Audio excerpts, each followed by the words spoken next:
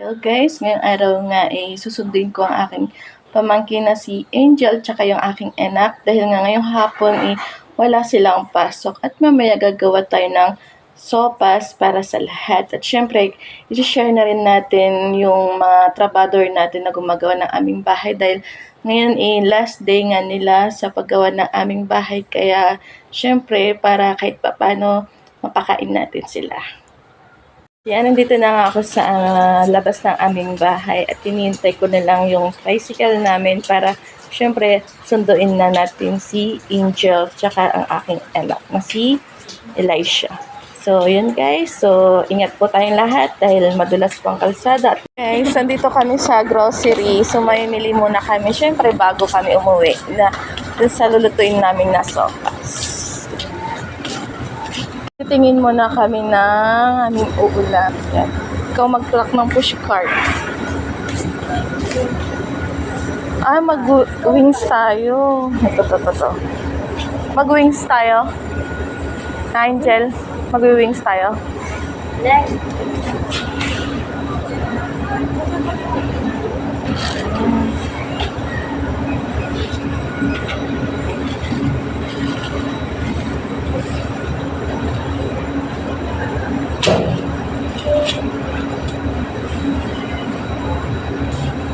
Thank you. Ana, let's go.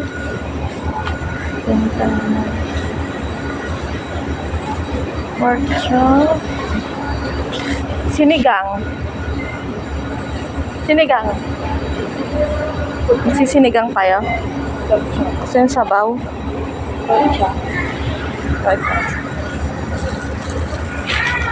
Pork chop?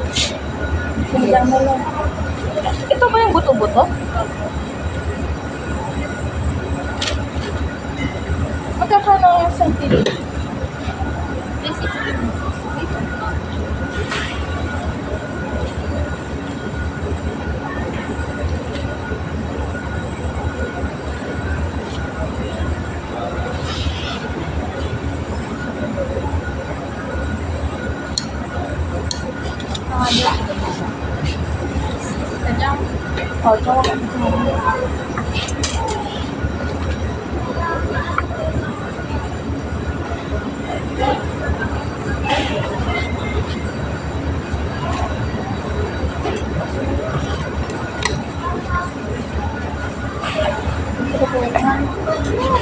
Kuha tayo ng pang sopas doon.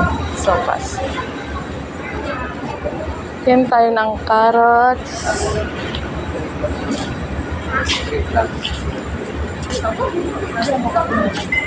Hanap tayo ng carrots. Wala silang carrots. Ay, ito. Kuha muna tayo ng plus.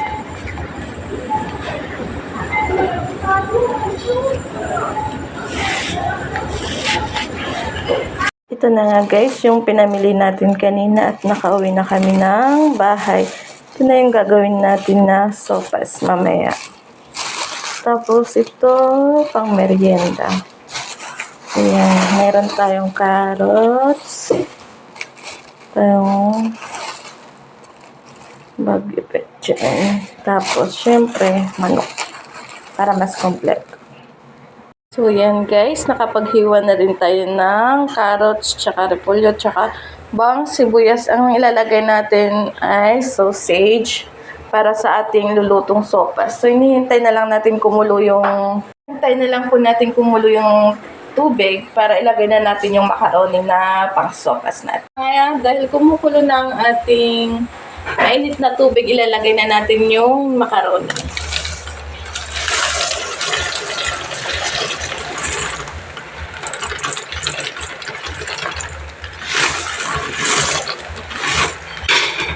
Yan guys, naglagay na rin tayo ng macaroni.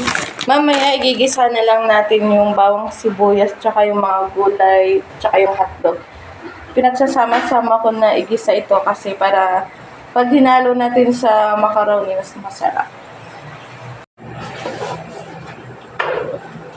Yan na guys, so magigisa na tayo ng bawang sibuyas. Para sa ilalagay natin ito.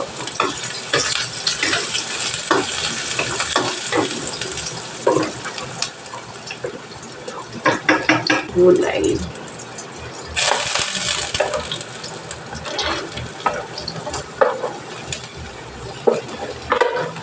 Hinugasan na rin natin yung gulay natin.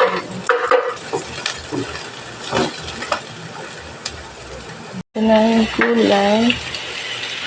Para sa ilalagay natin sopas.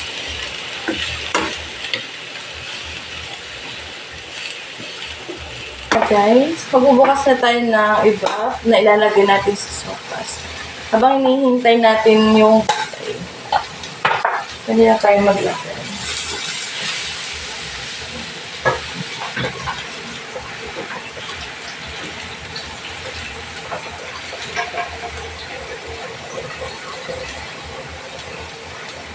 Na tayo ng paminta. Ganyan kadami lagi yung paminta pag nagluluto ang sopas. Kasi mawawala ko naman yun. Ayan. Okay na siguro to. Pwede na natin siyang ilagay.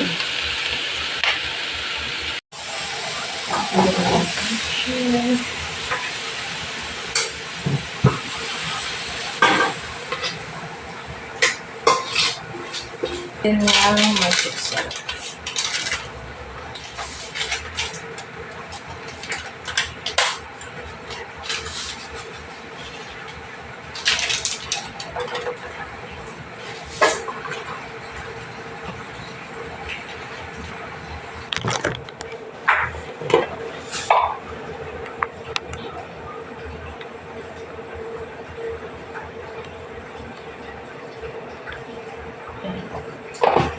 Na lang natin siya na maluto para tinatayong kumain. Guys, titikman na natin yung niluto nating sopas. Kung tama na yung asin. Okay na siya. So, pwede na natin siyang patayin. Thank you. Let's eat!